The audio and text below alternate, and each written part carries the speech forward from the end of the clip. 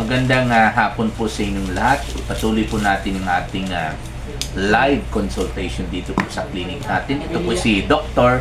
Jeff Ho. Okay. Meron tayong pasyente sa harap ko. At ilang taon na po kayo? Pila edad ni mo? 53 po. 53. Yes po. Ano pong trabaho natin? Barangay functionaries. Barangay. Sa barangay. Sa office kayo o sa field?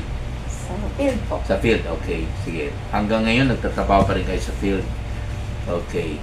So, anong oras pa lang trabaho ninyo? Ano po, depende po sa may event. Na event. Pero minsan, Ano po, sa whole day, pag hindi mauman ng event, okay. hindi mo undang. Pag Okay. mauman ng Minsan, event, umabot kayo ng anong oras sa gabi? dili po, 8 o'clock to 5 o'clock. Ayun lang pala. Yes. Pero, dahil sa cellphone, umabot yung event mo sa alas 11. Tama?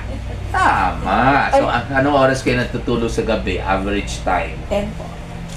Ang galing. Pero usually, tapos na po yung event, alas 5, alas 6, kadalasan, di ba? O, sa barangay nangyari yung event. Parang gano'n. Sa barangay ba? Opo.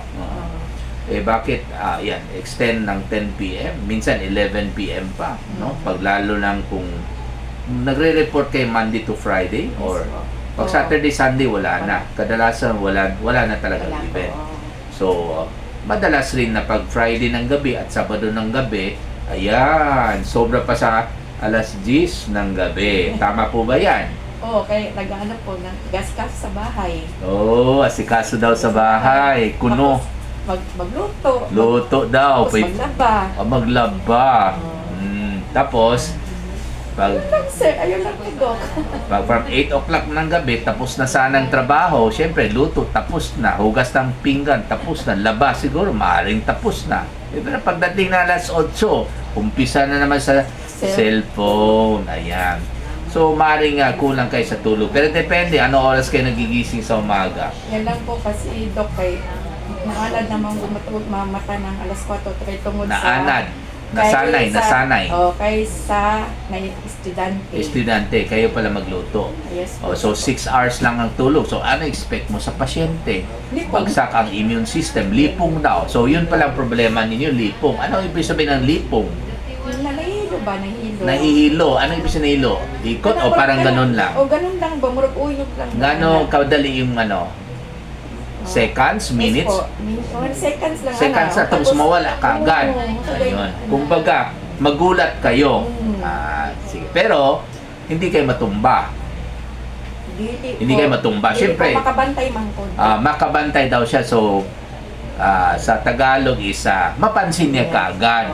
Tapos, mawala kagad. Ayan. So, pasalamat kayo na nalipong kayo. Alam mo bakit? Ano po? Kasi ang dahilan, sa kwento pa lang kasi kung may sakit siya, lalo pag mayroong problema sa brain, like stroke for example, or yung inner ear imbalance, syempre, hindi yung segundo lamang, it will last hours, if not days or even weeks or months or years, kung stroke, di ba? Pero pag seconds lamang, maaaring hindi po ito stroke or yung imbalance ng inner ear. Lalo pag kulang sa tulog. Siyempre, pag kulang tayo sa tulog, madalas ito yung reklamo ng mga pasyente. Pag kulang ang ating tulog, pagod yung ating utak, di ba? Okay. Para ma-maintain po yung balance natin every second of the day, pagising tayo. Para ma-maintain ang balance, para hindi tayo off balance or mararamdaman natin na, ano ba ito? Parang may lindol bigla. Kailangan alerto yung utak natin. Pero pag kulang tayo sa tulog, katulad kay Madam, syempre, pagising sa umaga, okay pa, kasi galing pa sa 6 hours ng tulog syempre, alerto pa yung utak. Natural. Yung lipong, hindi nangyari pagising sa umaga kasi alerto pa yung utak nangyari ito pag medyo napapagod na. Like, pag in the middle of the morning, 9 o'clock, 10 o'clock, biro mo, alas 4, gising na siya. Siyempre, after 5 hours of work sa bahay or sa barangay, Eh, syempre, mapabago niyo yung brain. Ayan, alas 9, alas 10, alas 11, alas 12, lalo pag mainit ang panahon at nagugutom na, ang brain niya, napapagod na. This time, pag napagod ang brain niya, hindi na alerto yung utak niya. Eh, ano ngayon, pag hindi alerto, eh, syempre, kailangan maging alerto yung brain natin para hindi natin mararamdaman yung biglang lipong, biglang wala yung lipong. Ha? Kasi ang brain natin ang nag-check ng imbalance ng katawan natin. Every second of the day, chine-check ng brain yan na hindi tayo ma-feel ng pagganon or biglang parang na off balance tayo. Every second of the day yan. Kaya normally pag alerto po yung brain natin, hindi tayo nafe-feel ng lipong or parang may lindol bigla or biglang mawala. Kasi ang brain nga, alerto, chine-check niya kaagad. To the point na hindi natin maranasan yung tinatawag natin ng lipong ng 1 second or 2 seconds. Okay? Now, pag hindi alerto yung brain, syempre, meron mga 1 to 2 seconds, hindi mabantay ng brain na medyo nagsusway na tayo. Kasi pagod na. Kulang sa tulog ang dahilan. So, dahil na medyo nalipong na ta, ano mangyari sa brain? Eh, syempre, mabigla yung brain. Ha? Magulat. O, ano mangyari kung magulat yung brain dahil nagsusway na tayo for 1 or 2 seconds? Nagiging alerto ulit ang brain. Nagiging alerto tuloy yung brain. Di ba? Pag magiging alert yung brain, again, mawala yung lipong kasi makorek na kagad yung imbalance ng brain na mawala na yung lipong. Ayan, yun ang tatak na walang serious na sakit yung brain ninyo except napagod lang yung brain ninyo for 1 to 2 seconds na hindi na niya napansin pala na sway na pala yung katawan ninyo. Kaya mararamdaman ninyo yung lipong for 1 to 2 seconds. Kaya sabi ko sa kanya, magpasalamat siya na lipong siya. Bakit? Kasi nagising ulit yung brain niya, naging alerto kasi nabigla eh. Okay? So, kaya yun ang tatak ng isang brain na pagod na dahil po sa late matutulog. Pag meron talagang problema ang brain na kulang sa circulation, for example, as in stroke, nako, kahit alerto yung brain, hindi ma-check yung lipong. Tuloy-tuloy ang lipong yan to the point na matumba yung pasyente. Kasi nga, nabara yung ugat ng brain.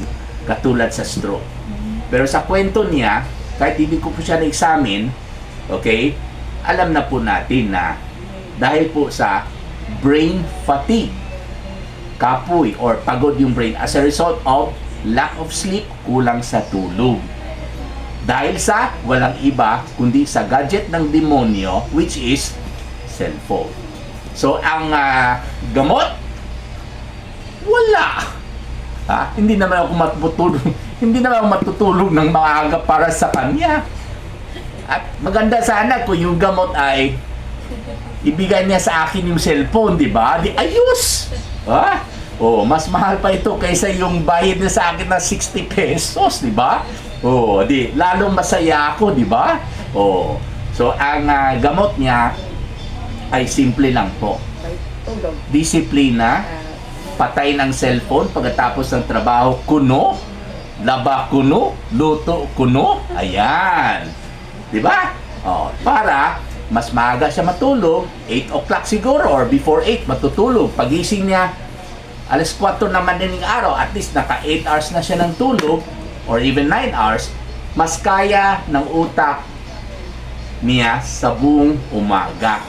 That is why, after lunch, kung may break tayo sa office, for example, matutulog tayo kahit sa opisina, kahit walang higaan.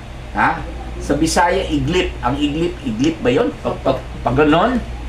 Idlip o piyong. Ganon. Piyong. Bakit? Para makapahinga yung brain na naman natin, para pagising natin ng alauna ng hapon, magiging alerto na naman ulit yung brain natin para hindi tayo mabigla na naman malipong katulad yung reklamo niya. Ayun. So, walang gamot. Okay? Mura lang po yung gamot niya. Pwede lang ko ibigay niyo yung cellphone sa akin.